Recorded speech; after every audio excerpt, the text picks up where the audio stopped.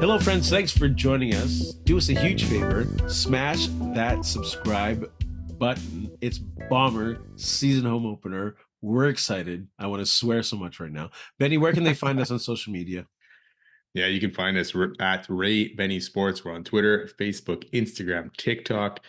Check us out also on Reddit and Discord. And don't forget to leave us a rating on your favorite podcast provider. Speaking of social media, lightning bolt. There you go. Lightning bolt. Where's my arm here? Yeah, just Where's confused. your arm? You have two of them. I know. It's twisting. It's like I can only use one.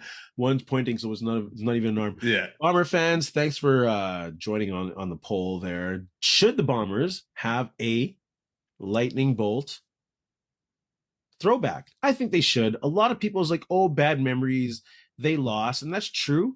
But also, Kari Jones, Doug Brown, Milt Stegall, Charles Roberts, Doug Ritchie.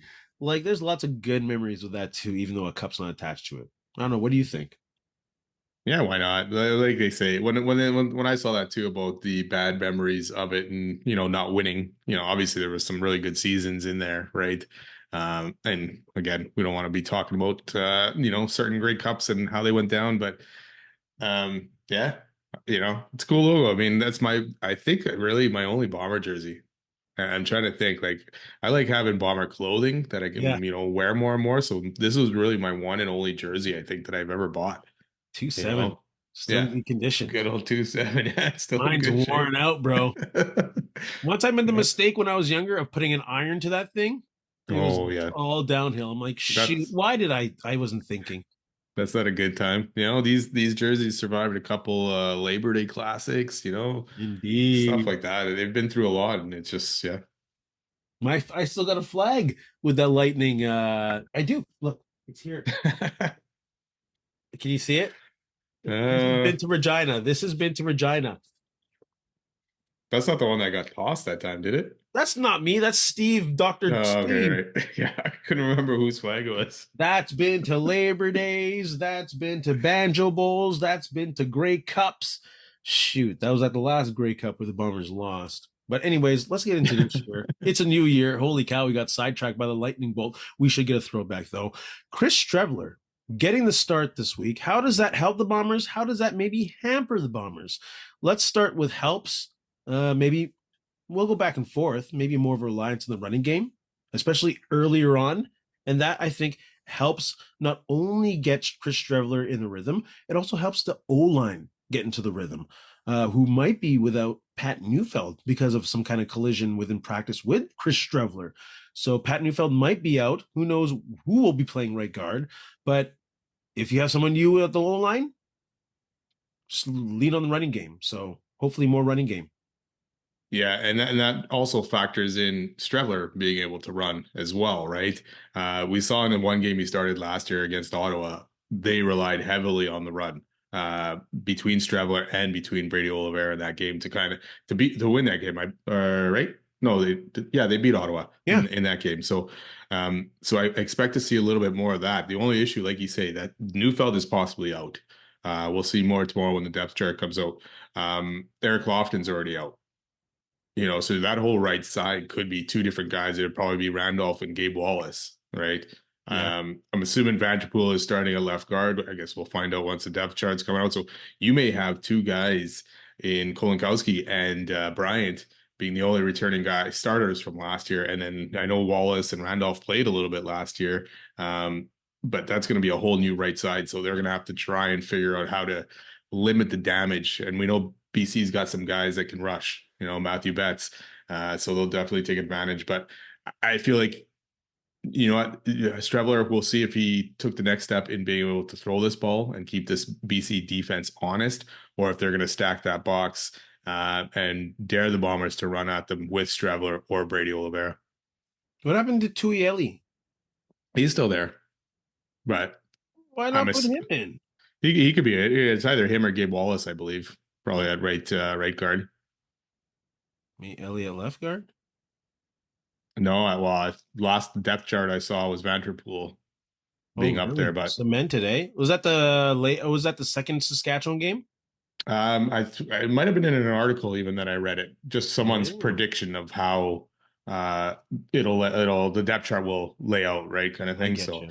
it could be wrong. I mean, we'll find out tomorrow once that depth chart comes out. But BC just faced a quarterback in Trey Ford that likes to run or that can run, right? Yes. So Streveler and Trey Ford are almost the same kind of thing, right? So far, Limited in the passing game, dangerous kind of in the run game. And BC did a good job against Trey Ford last week. He did get 54 yards on the ground, Trey Ford, so maybe the Bombers can take advantage of that. But it also opens things up for possibly Brady, right? If they're using that run game absolutely. more, they got Streveler to worry about or Brady taking the ball. So that'll draw some guys over to Streveler, which hopefully opens up some holes for Brady Oliveira. They got to use that RPO. They Yeah. got to use Oh, that yeah. RPO. I remember Yeah. sometimes we were watching Trevor last year. It's like, why are they trying to make this guy a pocket passer? Yeah. Use that RPO. That's why I kind of like Tuyeli. Like that dude can move. He's a guard who can move. You need a pulling guard if you're going to be doing some RPO action. It'd be nice to have someone coming in there, smashing someone off the edge, maybe opening up Streveler for a pass or a run off the edge. Either which way. Uh, yeah, that mobility is definitely going to help us keep that linebackers and the DBs in on the Lions at least honest. Keep their eyes in the backfield, and maybe that'll open up some passes, short passes over top. Because unfortunately, in regards to stuff hampering the Bombers, if we just look historically, Chris Streveler hasn't been strong in the deep, even the deep mid passing game. Yeah. Keep drives going. So let's hope he's improved in that, but that might hamper the Bombers. Well, yeah, and BC's got a very good linebacking core with Ben Haladic and Mika Aw, two Yeah, great guys there. So, they're going to know, even the dump off pass, short passes, they're going to be ready for that kind of stuff. And we'll see. I mean, Streveler's 9 months since he tore up his leg, his knee, right? that's usually a So, year. yeah. So is his mobility even going to be the same? Like he's got to get to that point where he feels comfortable and gets that range of motion everywhere in that knee, Yeah, in that leg. So his mobility, maybe it's not the same. He had a very good preseason. We saw that, but again, it's preseason, right? You're not getting these defenses are not scheming against you, and now you're coming up against guys that know you on the other side, and Buck Pierce and his coaching staff, right? They know for Streveler. They sure. know Streveler's limitations. They know what he can and cannot do. So, that adds another wrinkle to it, and Hogan is going to need to figure that out. And the defense could definitely focus more on Oliveira because you know that passing game is not there. The Right. passing game under Caleros isn't there. Yeah. And then that's where I think the Bombers in Streveler are going to get hampered. Obviously, it is the passing game, right? Yeah, Is he going to be good enough to, like we say, to keep that BC defense honest, or are they just going to focus on stopping that run, knowing that Streveler is not going to be able to, his ability passing wise hasn't been strong last year, and we saw the Bombers really even last year. Buck Pierce's offense really didn't rely on him to throw much at yeah. all. And so I don't know if they didn't trust him or if they know something more or if that wasn't their call for him not to throw as much. But we were screaming for a lot of these things. Like they would run him on 2nd and 4, right? It's like, get him to throw the ball, Yeah. those short dump off passes. They never happened last year. And a benefit of getting that running game early is you get to beat the F out of the BC Lions defensive line. Yeah. Slow down that pass rush. Slow down what's his name on the edge there, Betts. You know what I mean? So just pound the hell out of the BC bully ball. Bully ball from day one. Let's not wait till a few games into the season to figure out, hey, this is still a bully ball team. Lean on that. To me, again, we talked about it last year too. I think Oliveira, this needs to be Oliveira's offense. It Oh, needs to yes. it needs to run through him, and he's had some good games against BC, and the Bombers have had good games running against BC. Yes. You know, uh, so you're gonna have to use it. Obviously, BC is gonna be ready for it. BC is gonna be focused on stopping that and making Streveler pass instead. So the O line's got to be good. Oliveira's got to be good and hit those holes, and he's got to pound those BC defenders every time he gets the ball. Yeah. Hey, throw some Dembski back in there too if you need to, or bring in some of these other guys. If Dempsey's, we need to keep Dembski healthy, obviously, and the more hits he takes, the less likely he plays a full season. So if you got some other receivers in there that you can, start doing that Dembski role, maybe you start using those guys instead. That's one thing I missed big time in the playbook last year was that Canadian Swiss Army knife factor. When you had Dembski in motion, you didn't know, oh, is this going to be a running play when he hits the backfield? What's going to happen here? Yeah. So, yeah, if they can supplement it with other players, but maybe use Dembski still. I know everyone gets old, everyone gets whatever, but maybe the juice is there. He's just got to touch the ball more. Yeah. Yeah. So let's segue. Well, let's segue. This is kind of a segue. Continue the conversation. Hogan Streveler offense. What do we expect to see? We were hoping to see heavy run, plenty of Brady Oliveira, short passes. I mentioned RPO. Is there anything else that you'd like to see in this Hogan Streveler offense? Yeah, the Hogan offense we're probably going to see tomorrow might be different than what we're going to see with Zach Collaros in there, right? I Yes. really don't know what to expect from Hogan, but I really I got to mention this quote or this conversation he had with a reporter when he was asked if his offense is going to be the same as Buck's offense was, right? Um, and his answer was there will be a lot of Jason Hogan's offense. How about that? Reporters are like, how's that different from Buck? And you go, it'll be different from every other corner in the league, kind of thing. So I like that thinking already. You Yep. know, it's he's going to put hopefully his own stamp on this thing because we saw the offense wasn't very crisp last year at times. So yeah, I'm excited to see what he can do.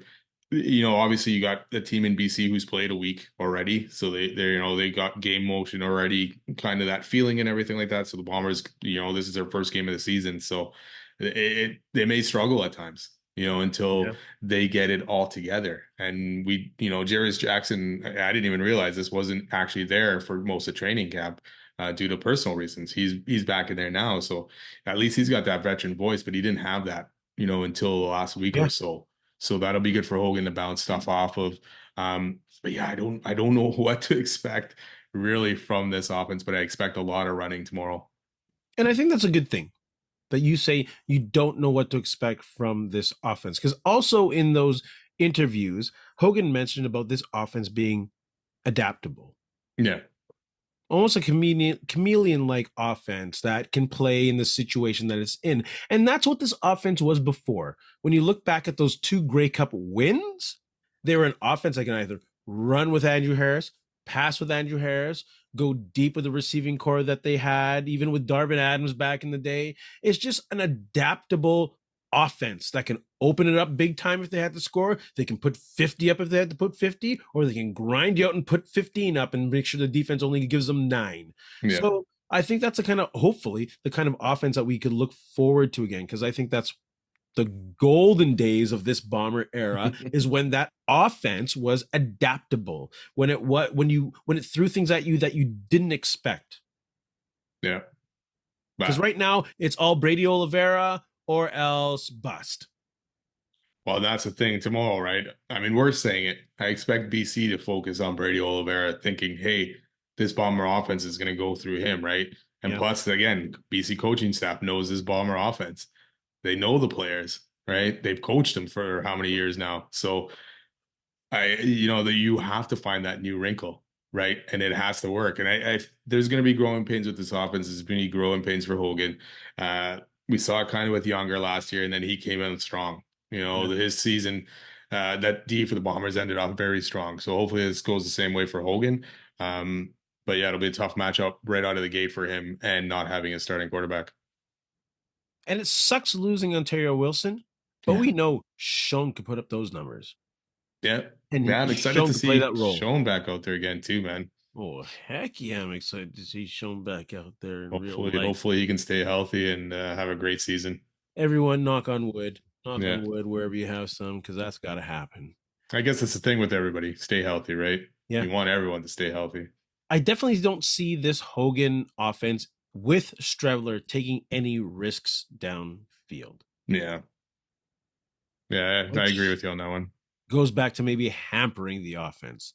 DBs know that they aren't going to go. Safeties know that they aren't going to go deep, so they can cheat a little up. So we'll see. We'll see. Who's that deep threat guy? Who would it be? Weedfall? It's not really Dalton Schoen, right? Necessarily. Not Dembski. Well, Dembski had a few long bombs last year kind of thing, but they didn't seem very crisp from what I remember last year. Claros and Dembski. Someone has got to step up. Yeah.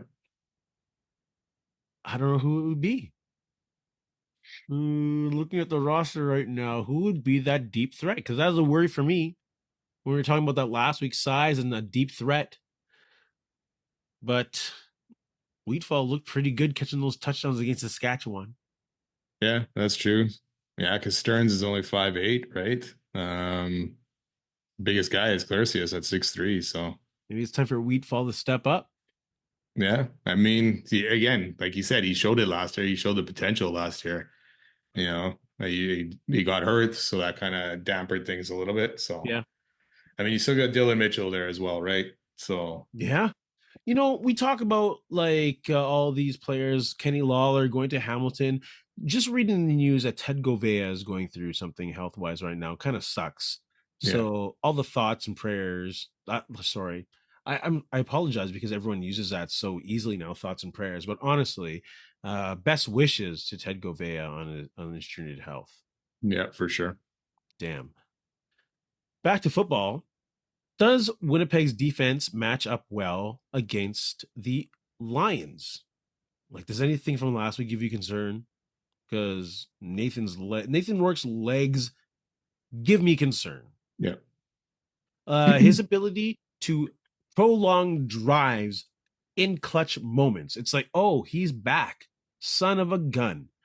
So, and he distributes the ball very well, like he did last time. Everyone's looking at Justin McInnis and some dude I can't even remember his name. Blackwater. Stanley Berryhill. See, Blackwater. I wasn't even close. I can't remember his name. You got the B right. There you go. So Nathan Rourke might be back, but his legs to open up plays, which means that maybe someone like Tony Jones has to be a spy on him. And maybe they have to depend on only rushing 3 to put someone back. So, yeah, Nathan Rourke, man, he's back, I think. Yeah. Yeah, I think, the Bombers really liked rushing 3 last year, right? Quite a bit. Yeah. Only very rarely blitzed. And Edmonton blitzed in that second half against BC and Rourke killed them. So really, I think the Bombers need to have the guys back there. They need to have a spy on Rourke, 54 yards on the ground, right? And not only that, he was throwing on the run as well, right? Getting out. So he distributed that ball like crazy. Each receiver had at least, Hatcher had 4, and then everyone else had more from there, and you got guys. It was like you got Javon Catoy, Justin McInnis, and now this Berryhill guy. Yeah. So it's like choose your poison there, right? So, and then you got James Butler in the backfield, who came back and had a very strong game as well. I think he averaged almost 7 yards per carry. So yeah, they're gonna have to contain Nathan Rourke, keep him in that pocket, but get some pressure with that 3-man rush, with Willie Jefferson or Waters, or you're sending in a 4th guy here and there. But I think an all-out blitz, we've seen the Bombers all-out blitz in the last couple of years, and it's never worked out very well, or not that I can remember. You don't like it. You don't like it. I hate it because it seems like it never works. Yeah. So, yeah, I mean, and for the most part, I mean, Bombers D for the most part is back from last year. Right. I know you got some new faces in there. Waters is in there. Who's the linebacker? The linebackers are pretty much all back. Kyrie Wilson's, coming back from the injury last year. Cranby is back. And then you got Tony Jones in the middle with Jonathan Jones with him as well, right? Yep. DBs, you do have Marquise Bridges, starting this year. So it'll be interesting to see how well he does. And Terrell Bonds is back. And then a big question mark for me to see what he can do is Jamal Parker at safety. Right. And these guys are going to have to be on their toes in this game because BC has the weapons and they have a very good quarterback. So, and they kept them clean last week, the O-line. And Edmonton has some guys. For some reason, the Jamal Parker to safety move doesn't concern me. It's not a very big question mark. I'm almost comparing this to the NFL move when Rod Woodson moved to safety with the Ravens. So I'm very excited to see. Yeah, also question mark, small question mark though. Yeah. Yeah. So again, hoping that 3-man rush can pressure Cam Lawson. Hopefully, huge game, plugging up the middle. Well, exactly. We saw the Bomber D last year. Gave up a lot of yards, but didn't necessarily give up the points, right?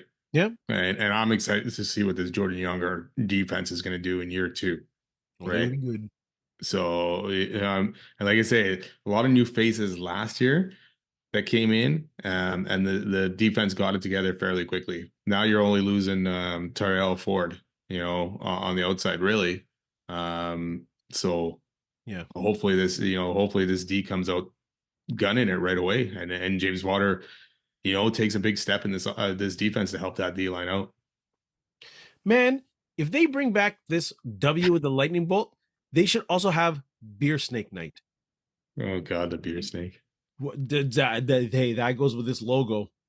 If you're gonna say only losing came with that, that's because the beer snake. The beer snake Yeah, happened because of losing. What else are we the gonna watch? the beer snake drove me nuts in the new stadium because it was like, hey, they encouraged it even though the Bombers were just shit on the field. It's like, let's That's encourage the a thing. beer They're snake, losing. and I'm just like, come on, get this product winning again instead of cheering In the on a beer meantime, snake. the fans have to be entertained. So, I hey, know. everyone bought into that beer snake coming back. Hey, so why not? Why not? Lightning bolt W. Who has the advantage? The Bombers knowing Pierce or Pierce knowing the Bombers? I'm going to I say, No, go go ahead. ahead. No, you go ahead. I'm going to say Pierce knowing the Bombers. He knows Streveler's every tell. Not saying that he knows what Hogan's going to do. Hogan might switch it up completely. Who knows? But he knows those players well. He knows the tells on the line if it's going to be a pass. He knows those offensive linemen well. The give, So I think that's the advantage that he has, and he also has what's his name, the receiver coach from last year. Kevin Burgoyne, yeah. Shoot, that's double the knowledge. That's double the takes. And not just the takes on the offense, they practice against that defense every day. So they know all the takes and the gives and whatever's from the defense. So I'm going to say Pierce has the advantage knowing the Bombers knowing the advantage over Pierce. Yeah, I got to agree with you on that because, like you say, Pierce knows everything of the Bombers. Yes, it was last year's Bombers, and there's new guys in there, and a new offensive coordinator. But for the most part, the defense, I don't think the defense is completely changing. So he knows that he'll know the special teams and what they did. Coaches, these position coaches are going to know what the other position coaches are doing. They're going to practice each other against each other. And like you say, Kevin Burgoyne, the wide receiver coach, he knows pretty much all these wide receivers too, right? Yeah, He coached up Weedfall, Clarcius intimately. last year. He just doesn't know the new guys really, but but he knows Dembski, he knows Dalton Schoen, he knows, they both know this offense, and even if you don't know what kind of plays Hogan's going to call, what Streveler's shortcomings are, right? And what his strengths are and what to look for, like he said. So it'll be interesting. And I think he's got the upper hand. I think the good thing for the Bombers is that this game is at home, the first one. Not that obviously it sucks not having Zach Claros in this game. Uh, Um, but for me, the Bombers, what do they know about BC? They'll know the Buck Pierce offense for the most part, right? And they'll know stuff about Buck Pierce. They'll know his shortcomings and all that kind of stuff. But that's only one facet of the game that they're going to know, whereas BC should have knowledge on all three of the Bombers' facets. Damn, sounds like the Bombers are going to get their ass kicked. Um, I don't think so there either. I have a lot of faith in the Bombers being prepared for this kind of stuff. For sure. So I Coach O'Shea expect it to be an knows. entertaining game. Yeah. Let's go down the positions for this first game of the season for the Bombers quite quickly. Thoughts, maybe a question, maybe a quote that you have at each individual position grouping for the Bombers. Let's start with QB. You go first. I just went with one of Streveler's quotes that he said it in our article today. And just because he's playing this first game, and he says, it just feels like I'm seeing the game in a different way. And that to me is encouraging. And I'm hoping it is actually true. And if he is seeing the game in a different way, maybe he is going to be able to take that next step as a passing quarterback. I hope so too, because I'm nervous. Terry Wilson ain't ready. Streveler, by history, is a bit limited. Mm-hmm. So I'm nervous. Yep. Running back, solid as a rock, I think. Brady Oliveira, of course. Don't want him to get injured because that would suck. But I'm excited to see what Matthew Peterson can do in relief. He's shown some good stuff. He's shown some good reads at the line as a running back, as a young Canadian running back. So not young, but young-ish. Solid as a rock, running backs. Yeah. Brady Oliveira, man, he's the MLP and one of, if not the most hardworking player in the league. So, he's a good example to set for Peterson and Cooley, who's on the practice roster. So, yeah, it's a solid group for sure. Receivers. You got some new faces in there, and I know Weedfall and Clercius played last year, but they weren't necessarily counted on as starters or as those guys coming out of game one. So you got some veteran leadership and some new faces, but those new guys are going to be counted on right away, and hopefully they can live up to the pressure. Diverse and dangerous. I really like this sneaky good receiving core. Kevin Clercius, Drew Wolotarski, solid receiver, off to Hamilton. I think he could play that role. Nick Dembski, I think there is lots of gas in the tank still. Dylon Mitchell, wild card. Dalton Schoen, possible CFL All-Star. Carrick Wheatfall, again, solid. So I'm very excited to see this diversified. Don't forget Jarrett Stearns as well. Yes, and the guys speedster they have on the practice roster. So coming in from Western Kentucky. See, I hope he's the kind of guy that they're going to use on the short passes, and kind of use his speed and his size, because he's a bit of a smaller receiver, that they can, use that quickness to break some of those swing passes or, down the field. Kind of like Ben Cahoon. Yeah. But just not Canadian. Yeah. And not that talented, but. You never know. You never know. Man, you never know. I remember back in the day, there was that bomber chat room. What was it called again? Ourbombers.com. There was some dude on there who was like, you know what? Jamie Stoddard could have been just as good as Ben Cahoon. I'm like, say what? I love Jamie Stoddard. Yeah, I did too. Say what? Yeah. Any which way. Let's go back. Did I say? I said receiver. You said receiver. Let's go to O-line. Compromised if Neufeld isn't good to go. But it gives a young guy a shot. Yeah, one of the strong suits of this team for the last few years, for sure. But new face at left guard, Neufeld possibly out. Lofton is out. So this could be an interesting group to see how they do in game one. Yeah. D-line. Old Faithful for me. I mean, this line, right? You got Willie Jefferson, you got Thomas, you got Lawson, and then you got the new blood in James Vaughter, and I know what's the guy's name? Adams, right? Devin Adams. Blank there. Yeah, the other D line there, guys. So some new faces with some old faithful guys that have been around forever. Yeah, I'm very excited to see this rotation. I can't really add much more to what you said. There's also Jamal Woods. But James Vaughters, I'm really excited to see how he performs. Yeah. One. He I hate to put this pressure on the guy, but he could make or break this season, right? Because we need that guy outside of Willie Jefferson, on the other side of Willie Jefferson, that can cause havoc. Yeah. Right. We need that Jeff Coat guy. We really do. So hopefully he can do it. Sorry, buddy, for putting so much pressure on you. You have been missing Jeff Coat hard. Oh, yeah. Linebackers. Again, I'm optimistic about this group.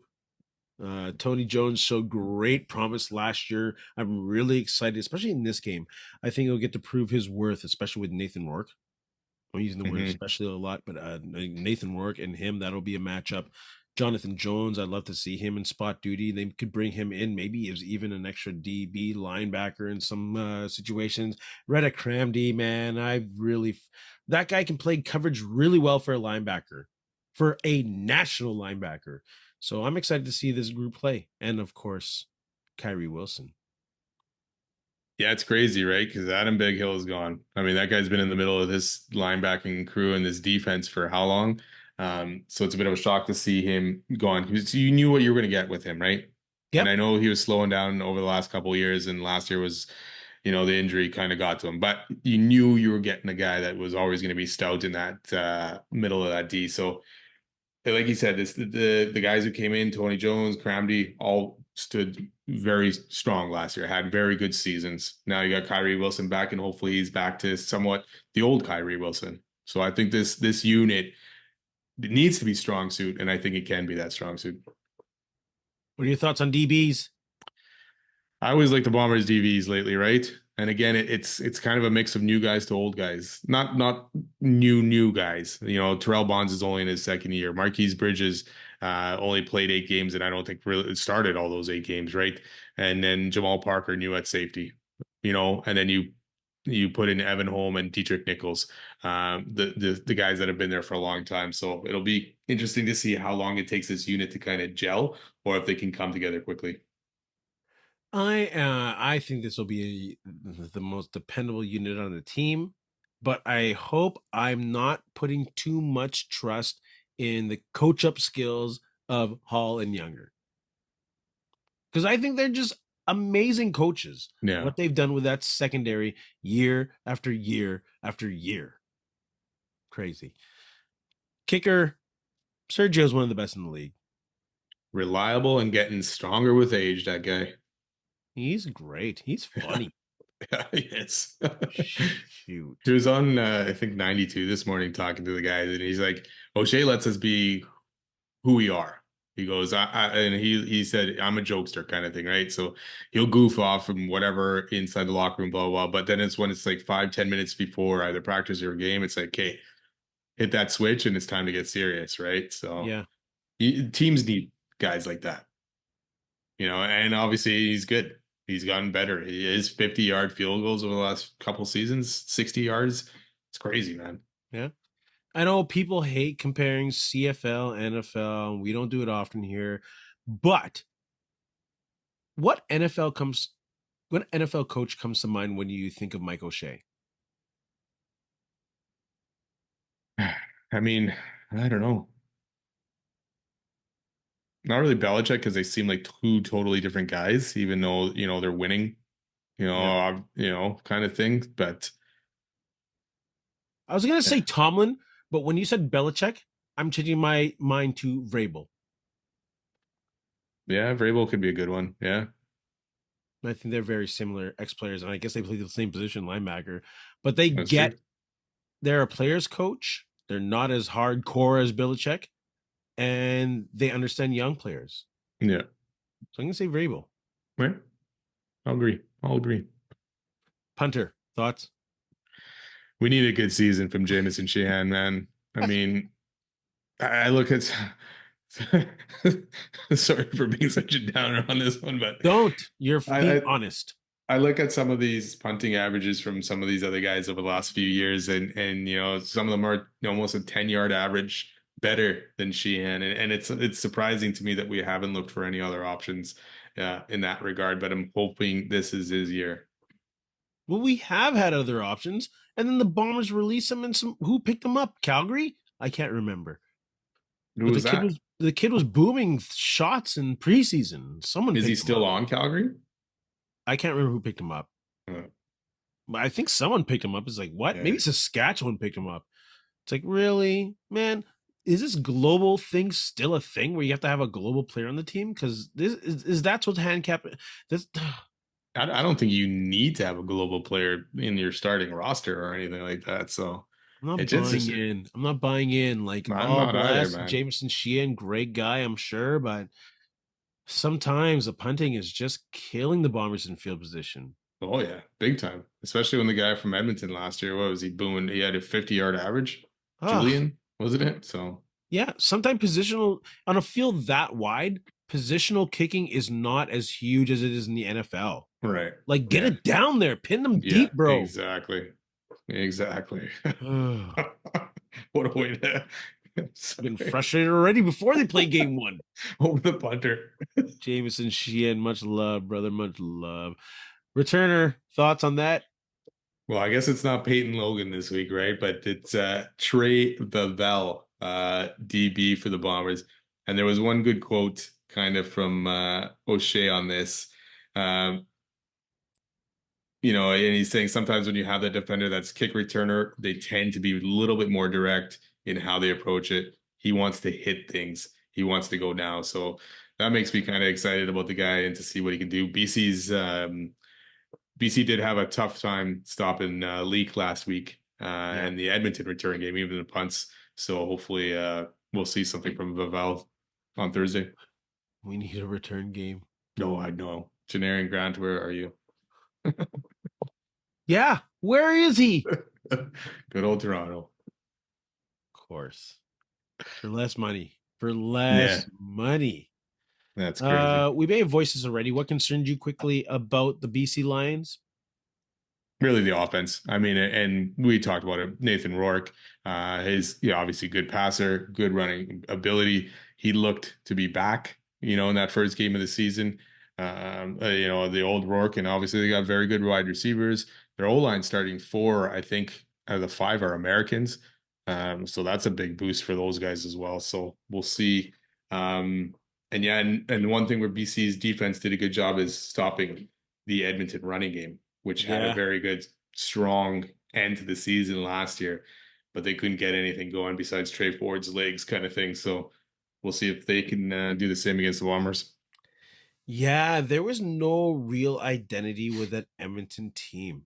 I think that falls heavily on Mark Killam and that coaching staff. I don't know what they were doing in the offseason, but they were given a lot of talent, and what? They came out flat hard. I think that's the thing, though, with all that talent, it's going to take time to bring these guys all together. My goodness. That was really disappointing to see them play that way. Started Uh off, first half was good for them. yeah, that's What part true. after? That's true.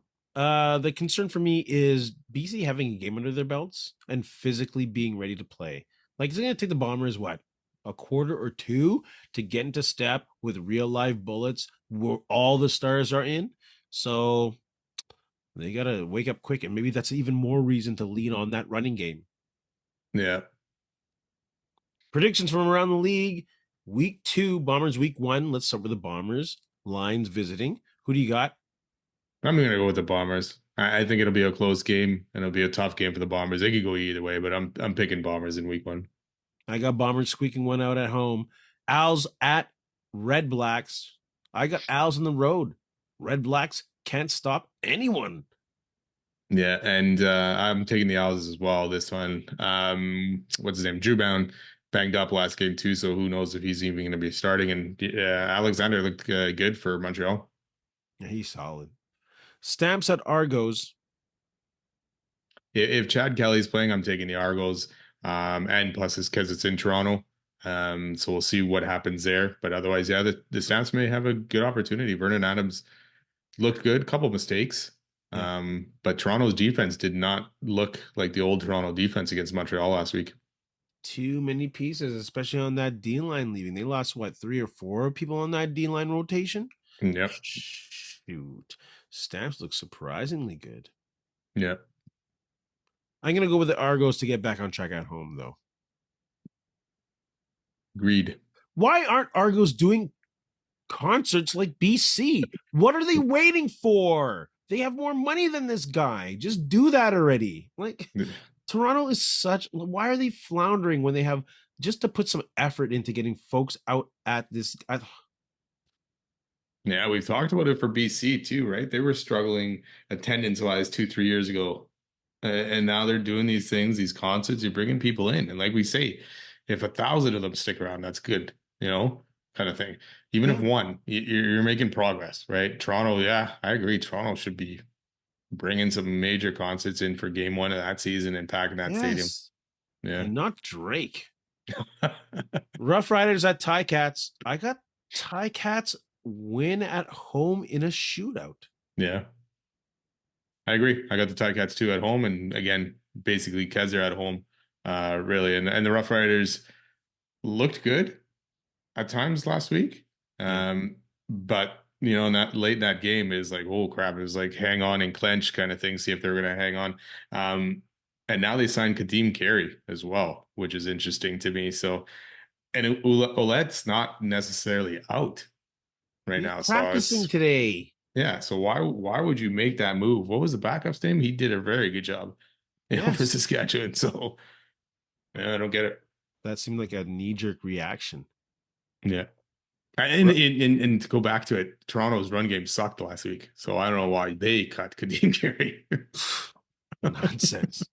Rough Riders at Ticats. Who do you got? I'm picking the Ticats as well. Oh, yeah, that's right. Sorry. CFL Bomber fans, put your thoughts down below in the comment section. Don't forget, give us a thumbs up and a subscribe. After the NHL Stanley Cup, just a little bit before we go, after the Oilers' last loss, where do you see the Stanley Cup series heading? I always thought this would go 7 and Edmonton winning it.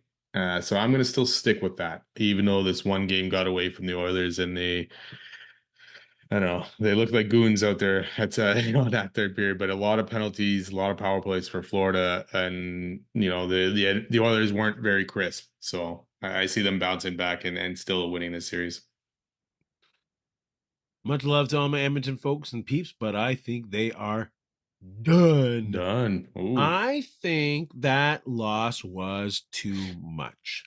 I think Florida's going to win the next one at home. I think Edmonton's going to try too hard again. They gooned out that last game. It was really embarrassing for that team. I think they will win one at home, and then it's done the next game. So I don't even. So Florida in 6, you're saying? Yeah, it won't get to 7. It won't get to 7. That game was just humiliated Edmonton. Yeah, and I I got a think little bunch there. Yeah, and I think it shook them too much that they will not win the next game in Florida. I think they're very hard at home and they'll win at home, but they'll go back to Florida again, and then Florida will skate around the rink with that cup. All depends on Skinner, man, I guess, and not necessarily blaming that full game and meltdown on him at all, but he let in a couple ones that even the first goal to Marchand is like, where were you going? Yeah. I don't know what he was thinking on that. So you can't get behind that early to a team like Florida. And I know Edmonton have battled back in previous games, but getting down like that, especially early in a game, doesn't help over time. And then you get down 2-0 and then all that stuff. So, shout out to Corey Perry though. That guy's 9 goals in the playoffs. He's close to Marchand. I don't like the guy, but I mean, him and Marchand are showing that they can still play at age 40. So what's the confidence level of those guys playing in front of Skinner? They're going to even push harder to try and get a lead because they know they don't have the support of a world-class goalie behind them. I'm sorry, Edmonton. They do need to play better D, and they're obviously a better team when they play better D, and Skinner's a better goalie when they do. They were a gong show last game altogether, Skinner altogether on top of it. So they need to play a solid defensive game, and kind of what they did late in game 1 when they came back and held Florida to like 10 shots over the course of the second, third, and overtime kind of thing. Like they kept those shots low, right? And they're going to have to try and do that. But right now, Florida's in their head, and Florida's getting a lot of scoring from other guys. Whereas Edmonton right now is kind of stale. It's Corey Perry and either Draisaitl or McDavid. You need a Vander Kane to start chipping in some more. You need Nugent Hopkins to start getting it going.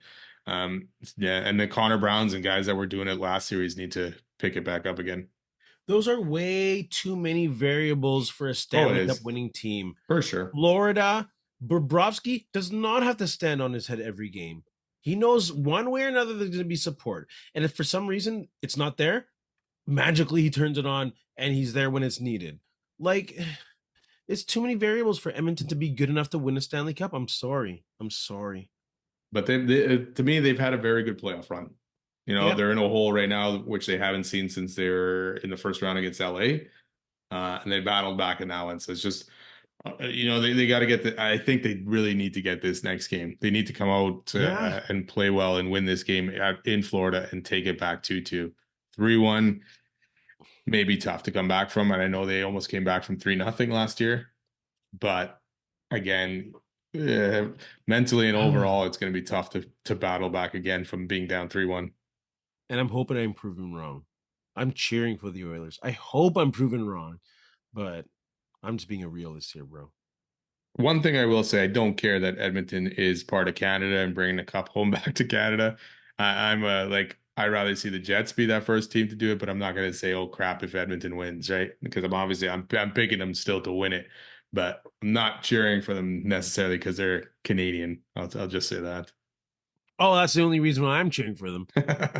I'm still bitter about the Smythe division, man. If they were an American team, for sure I'd be cheering for Paul Maurice wholeheartedly.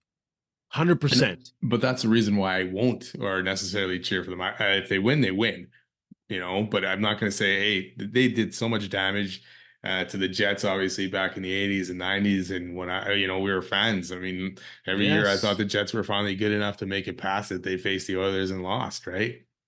So it's stuff like that. And 1990 was that year really for the Jets too, that they should have taken that next step and finally beaten the Oilers without Gretzky and still, blow a 3-1 series lead. So still hurts. It still hurts. Jets fans, put your thoughts in the comments section below. Benny, you have anything to say to our friends? You know what? Thanks a lot for listening. Don't forget to subscribe and follow and have a good time at the Bomber game. We'll be there, or actually, sorry, I will be there because you're working. But yeah, it should be a good time.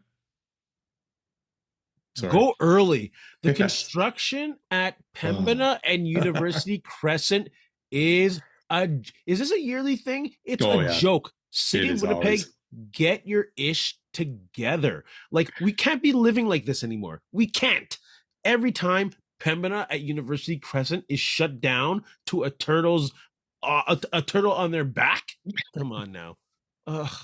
Pembina is always under construction. Pembina is always. It's crazy. It's like every summer something is getting fixed there, or a new building's going up, or whatever. Aim to be there for 5. You'll be there for the national anthem. Aim to be there for 5.